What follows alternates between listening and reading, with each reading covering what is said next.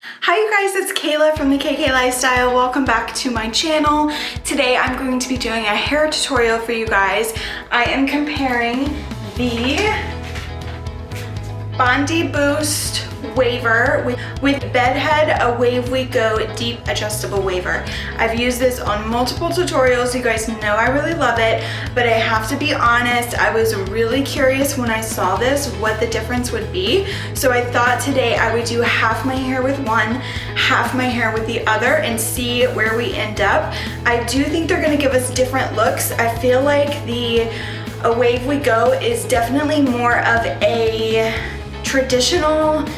not traditional because it's really not a crimper, but I do feel like the look looks more like a crimper than this one does, because this one is much more rounded and I feel like it gives a softer wave. It's also quite a bit larger, but on the opposite hand, I feel like this one is much easier to use. This one is a little daunting, although it is easier, it's a little daunting to figure out like how and where to put your hands and not get burned and whatever. Both of them come with gloves. I necessarily don't need that, but let's give it a try. I've parted my hair down the middle, which is not my best look, but I feel like it would be the easiest way. And I'm just gonna use a little bit of my Living Proof dry shampoo to give us a better start, because it has been a couple days since I've washed. And since I'm gonna have like both sides of my hair look different, I'm probably gonna wash it tonight, so it is a little dirty, and I probably am actually gonna do my roots tonight because I have a few friends popping through. So you have a video of this tool on curly hair. Obviously today my hair is straight. It is adjustable and customizable with the top turning nozzle thingy, what do you call it? But I like number 4, that's where it's already set. And let's just jump right in.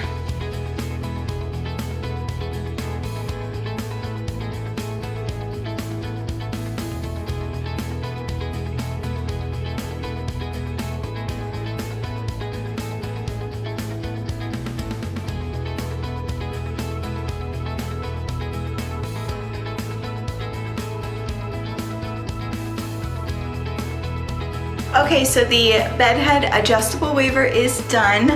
This is literally the easiest tool you'll ever use. Every time I've used it in a video, I've been like, okay, I've only been filming a couple minutes and I'm done. But it's because it is so easy to use. My hair was straightened. I did not straighten it today, but when I straighten my hair, it typically stays for a few days. So it was really smooth, but again, I've used this on curly hair and it works really great. You can see, it does have a crimped look to it, not in a way that's out of style, but it definitely feels crimped.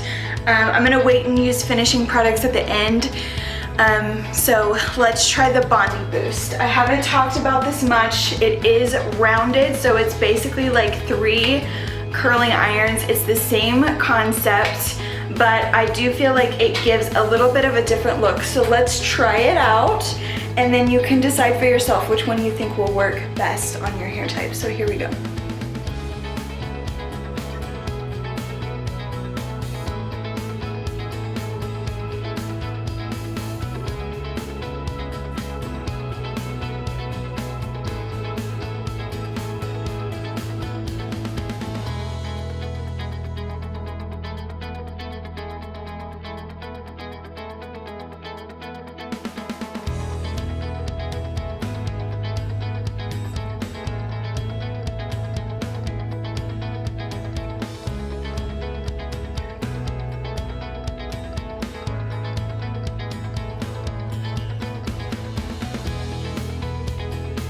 So this side is with the Bondi Boost tool, and like I said, it's a lot softer. You can tell it's a much softer look, more so as if you were to like wrap a curling iron probably. It's definitely not as crimped, but at the same time, I feel like I don't get as much texture from the Bondi Boost as I do from the Deep Adjustable Waver. So I feel like it's a similar look, but it's also a totally different look at the same time. I think that maybe if you had longer hair, even longer than mine, you would probably prefer this one, but like I feel like I would want to go back in around my bangs with the Bedhead Deep Adjustable Waver, because I feel like it looks better on like around my face to have that kind of tighter situation going on. So I might do that, because it's not that I dislike this, it's just that I feel like I get a little bit more interest on this side than I do on this side. So I love them both. I'll definitely say that. I love them both. I don't know that I necessarily need both. If I had to choose, probably because of my hair texture, I think I would choose the Bedhead if I had to choose, just because I know how well this does on curly hair as well, and I really enjoyed having that tighter look with my curly hair, because this looks more like my natural hair texture than this does. But this is also really soft and glamorous and fun to have for date night or photos, or just an easier hairstyle than to use it for. Then if I was to use like a curling iron or a wand or something, it's so fast and I feel like it looks just as good. So I will say both are incredibly user-friendly. Both are also incredibly budget-friendly. They're both under $75, and I think they're well, I don't know the exact prices, I should have looked at that, but I know that they're both well under $75. They both have different heat settings. I use the highest on both because I have super thick, coarse hair, but if you have finer hair, they do both have different settings. I always recommend, especially if you have highlighted hair, using a lower heat setting around your hairline. You will see far less breakage, especially in the summertime, doing that. So a little extra tip for you guys, but I really enjoyed comparing these two. I hope that if you were on the fence about trying a new tool, this will definitely help you, I think, because they're the same, but they're different. It's like new lipsticks. They're the same, but they're so different. A common theme with both of these is you don't want to touch it much after it's done. I've learned that the hard way. The more you like shake it out and touch it and whatever, the bigger it's gonna get. If that's what you're going for, great, but my hair can get pretty big, and I especially with this side, I can look like Monica from Friends in that one episode where they're out of town really quickly. So I'm just gonna use my Living Proof Bodybuilder just to kind of give a little extra texture and hold.